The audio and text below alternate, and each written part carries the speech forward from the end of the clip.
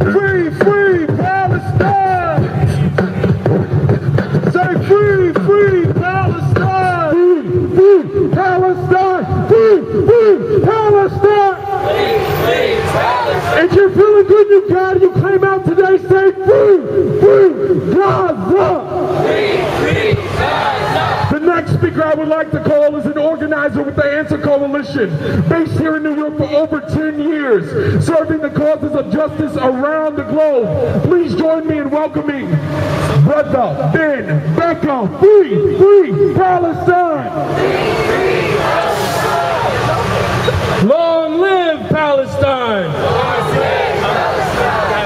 My name is Ben. I'm here representing the Answer Coalition, which stands for Act Now to Stop War and End Racism. And we know on the question of Palestine, we are talking both about war and about racism. The last few weeks we've been in the streets for Trayvon Martin, for Marley Graham, who were killed only because of the color of their skin. And on the way over here, I was thinking, how many Palestinian youth, teenagers, and families have gone through the same experience of Trayvon Martin's family, being criminalized and targeted for the color of their skin, being criminalized and targeted because they're in the, quote, wrong neighborhood or dressed the wrong way. And we know that there are thousands and hundreds of thousands of Trayvon Martins all throughout Palestine. So it's no accident that we've been in the streets the last few weeks and we're standing here today chanting free, free Palestine. Free, free Palestine! We know that these so-called negotiations which they are proposing are nothing but a farce. They're not negotiations to achieve the national rights and the sovereignty of the Palestinian people. They're attempts to get some Palestinians to negotiate away those sovereign and national rights.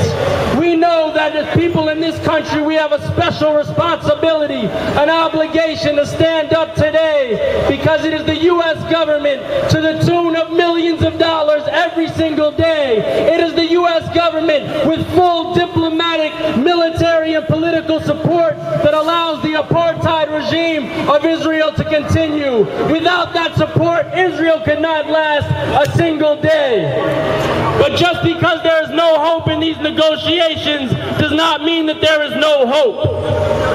After 1948, they thought they had solved the, quote, Palestinian problem.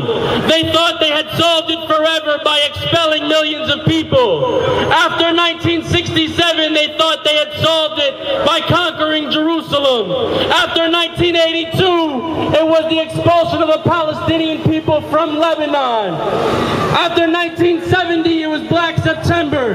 And every time that the imperialist and the colonial regime of Israel thought that they had this, quote, problem solved, the Palestinian people remained. The Palestinian people survived. The Palestinian people said, we will not leave forever. This is our homeland. This is our territory.